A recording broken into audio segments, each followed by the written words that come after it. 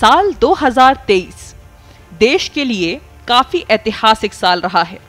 इस साल भारत ने कई ऐसी उपलब्धियां हासिल की हैं जो इतिहास के पन्नों में दर्ज हो गई।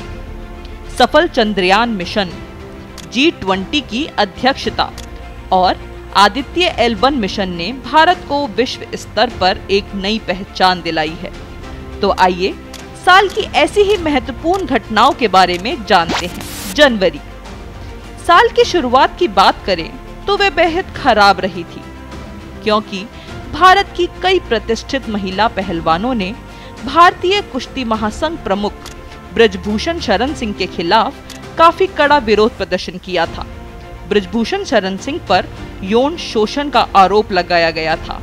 इस दौरान उनकी मांग थी कि बृजभूषण को उनके पद से बर्खास्त कर दिया जाए और मामले की जांच हो। पूरे महीने इस खबर ने काफी कवरेज ली थी। फरवरी भारतीय टीम ने आईसीसी के टेस्ट टीम रैंकिंग में पहला स्थान हासिल करके क्रिकेट जगत में एक नया इतिहास रच दिया था। क्रिकेट प्रेमियों के लिए ये एक सुनहरा पल था। भारतीय टीम क्रिकेट के तीनों प्रारूपों में नंबर 1 टीम बन गई थी। भारतीय क्रिकेट इतिहास में यह पहला मौका है जब राष्ट्रीय टीम तीनों प्रारूपों में एक साथ शीर्ष पर काबिज हुई थी। मार्च का महीना राजनीतिक हलचल से भरा रहा था। दरअसल पूर्वोत्तर राज्य के चुनाव और राहुल गांधी के लोकसभा से अयोग्य घोषित होने की खबर ने काफी सुर्खियां बटोरी थी। मार्च में ही कांग्रेस पार्टी को एक बड़ा झटका लगा था। दरअसल राहुल गांधी को सूरत अदालत द्वारा मानहानि मामले में दोषी ठहराया जाने के बाद लोकसभा से अयोग्य घोषित कर दिया गया था। अप्रैल में भारत ने एक रिकॉर्ड अपने नाम किया। दरअसल भारत ने जनसंख्या के मामले में चीन को पछाड़ दिया और दुनिया की सबसे अधिक आबादी वाले देश बन गया। संयुक्त राष्ट्र के अनुमान के अनुसार भारत की जनसंख्या अगले 3 दशकों तक बढ़ने की उम्मीद है। हालांकि उसके बाद धीरे धीरे इसमें गिरावट आने लगेगी।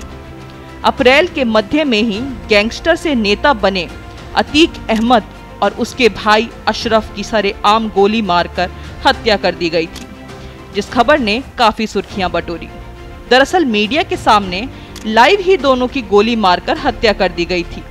हालांकि मौके से ही आरोपियों को गिरफ्तार कर लिया गया था। इसके बाद अप्रैल में कट्टरपंथी खालिस्तान समर्थक वारिस पंजाब डे के प्रमुख अमृतपाल को भी 1 महीने तक लगातार पीछा करने के बाद गिरफ्तार कर लिया गया था। मई का महीना देश के लिए काफी चुनौतीपूर्ण रहा था। दरअसल इसकी शुरुआत ही एक ऐसी झड़प से हुई जिसे सुलझाने के लिए हर एक स्तर का प्रयास कर लिया गया था। दरअसल मणिपुर में मैतेई और कुकी समुदाय के बीच भारी झड़प हुई थी। आगजनी, अपहरण और हत्याओं से पूरा मणिपुर जूझ रहा था और राजनीतिक गलियारों में भी इस मुद्दे पर आरोप प्रत्यारोप का दौर चल रहा था। हालांकि शुरुआत जितनी खराब रही थी, अंत उतना ही खास हो गया था। दरअसल 28 मई को ही भारत ने उसका नया और अत्याधुनिक संसद भवन मिला। पीएम मोदी ने 28 मई को ही नए संसद भवन का उद्घाटन किया था। 971 करोड़ रुपए की लागत से बना यह भवन लोकसभा में 888 सांसदों और राज्यसभा में 300 सांसदों को संयोजित कर सकता है। जून देश के लिए जून की शुरुआत बेहद दर्दनाक रही थी। दरअसल 2 जून को उड़ीसा में चेन्नई की ओर जाने वाली कोरमंडल एक्सप्रेस और SMVT बेंगलुरु हावड़ा एक्सप्रेस और एक मालगाड़ी में भीषण टक्कर हो गई थी, जिसमें सैकड़ों लोगों ने अपनी जान गंवा दी थी। जानकारी के मुताबिक इस हादसे में लगभग 300 लोग मारे गए थे और लगभग 850 लोग घायल हुए थे। जुलाई के महीने में 2 बड़ी घटनाओं ने सुर्खियां बटोरी थी। दरअसल मणिपुर में हुई हिंसा के बाद वहां पर इंटरनेट बैन कर दिया गया था ताकि किसी तरह की हिंसा ना बढ़े। कुछ समय बाद जुलाई में इंटरनेट को दोबारा शुरू किया गया, जिसके बाद एक बेहद शर्मनाक वीडियो वायरल हुआ था। इस वीडियो में 2 महिलाओं को नग्न अवस्था में कई पुरुष लेकर घूम रहे थे और उनका वीडियो बना रहे थे। बात यही नहीं थमी। जुलाई में भारत को प्रकृति की मार की भी खानी पड़ी थी। दरअसल हिमाचल प्रदेश में भारी बारिश के कारण पूरे राज्य को विनाशकारी भूस्खलन और बाढ़ का सामना करना पड़ा था। इस आपदा ने पूरे खूबसूरत पर्यटन स्थल की खूबसूरती को खत्म कर दिया था और करोड़ों की संपत्ति तबाह कर दी थी। सरकार के आंकलन के मुताबिक राज्य में लगभग 12,000 करोड़ रुपए का नुकसान हुआ था। इस उथल पुथल भरे महीने में भारत ने 14 जुलाई को एक ऐतिहासिक कदम उठाया था। दरअसल भारत ने अपना चंद्रयान मिशन 3 इसी दिन लॉन्च किया था। अगस्त का महीना भारत के लिए एक ऐतिहासिक महीना साबित हुआ था। दरअसल 23 अगस्त को भारत ने अपने चंद्र मिशन चंद्रयान 3 को सफलतापूर्वक चांद की सतह पर लैंड करके इतिहास रच दिया था। चांद की दक्षिणी ध्रुव पर उतरने वाला भारत एक लौता देश बन गया था। इस ऐतिहासिक उपलब्धि के बाद पूरे विश्व में भारत की वाहवाही होने लगी थी। हर किसी ने भारत की उपलब्धि पर बधाई दी थी। सितंबर के महीने में भी भारत ने एक ऐतिहासिक उपलब्धि हासिल की। दरअसल इसी महीने नई दिल्ली में G20 शिखर सम्मेलन का आयोजन किया था। कई शक्तिशाली वैश्विक नेताओं ने राजधानी में आयोजित इस शिखर सम्मेलन में हिस्सा लिया था। पूरे विश्व ने भारत में आयोजित शिखर सम्मेलन के बाद देश का लोहा माना था। अक्टूबर G20 की सफलता के बाद भारत में P20 समिट का आयोजन 13 से 14 अक्टूबर को 2023 को किया गया। इस कार्यक्रम का आयोजन दिल्ली के द्वारका के India international convention and expo centre में किया गया था। P20 शिखर सम्मेलन में G20 देश के संसद अध्यक्ष और सभापतियों ने हिस्सा लिया था। इस समिट में 25 देशों के प्रेजाइडिंग ऑफिसर और G20 सदस्य देशों के 10 डिप्टी स्पीकर शामिल हुए थे।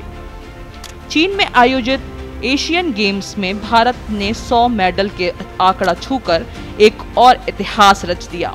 भारत ने हांगझाऊ 2023 में 28 स्वर्ण, 38 रजत और कांस्य समेत कुल 107 पदक जीते। इस महीने सुप्रीम कोर्ट ने अहम फैसला सुनाया था और सर्वसम्मति से समलैंगिक विवाह को मान्यता देने से इनकार कर दिया था। हालांकि इस फैसले को काफी शांतिपूर्ण ढंग से अपनाया भी गया था। नवंबर का महीना कई पहलुओं के से काफी अहम रहा था। दरअसल जब पूरा देश दिवाली का पर्व मना रहा था तो उस दौरान उत्तराखंड में सिलक्यारा सुरंग ढह जाने से 41 मजदूर उसी में फंस गए और एक सांसों के लिए लड़ने लगे थे। दरअसल एक प्रोजेक्ट पर काम कर रहे मजदूर रोजाना की तरह अपने काम पर गए, लेकिन दुर्भाग्यवश टनल्स का रास्ता पर पहाड़ धंसने से सभी मजदूर उसी में फंस गए। क्रिकेट प्रेमियों के लिए काफी दुख भरा रहा था। दरअसल वर्ल्ड कप सीरीज में भारत ने काफी सफलता हासिल की थी और 19 नवंबर को ऑस्ट्रेलिया के खिलाफ फाइनल खेला। हालांकि उस शाम देश में लगभग 1.4 अरब लोगों का दिल टूट गया था। 40 रातों तक अजय की तरह आगे बढ़ने के बाद 41वीं रात को भारत को ऑस्ट्रेलिया के खिलाफ करारी हार का सामना करना पड़ा था। दिसंबर की शुरुआत राजनीतिक मायने में काफी महत्वपूर्ण रही थी। दरअसल 30 दिसंबर को मध्य प्रदेश, राजस्थान, छत्तीसगढ़, तेलंगाना और मिजोरम के चुनावी परिणाम सामने आए थे। जहां 3 राज्यों में भाजपा को भारी बहुमत से जीत हासिल हुई थी, वहीं तेलंगाना में कांग्रेस और मिजोरम में ZPM पार्टी ने भारी बहुमत से जीत हासिल की थी। सुप्रीम कोर्ट ने 11 दिसंबर 2023 को एक अहम फैसला सुनाते हुए कहा कि आर्टिकल 370 एक अस्थायी व्यवस्था थी जिसे हटाए जाने का फैसला पूरी तरह संवैधानिक है। कोर्ट ने केंद्र सरकार से कहा कि जम्मू कश्मीर को राज्य का दर्जा जल्द ही दिया जाना चाहिए। मध्य दिसंबर में संसद भवन हमले की सालगिरह पर एक और बड़ी घटना को अंजाम दिया गया।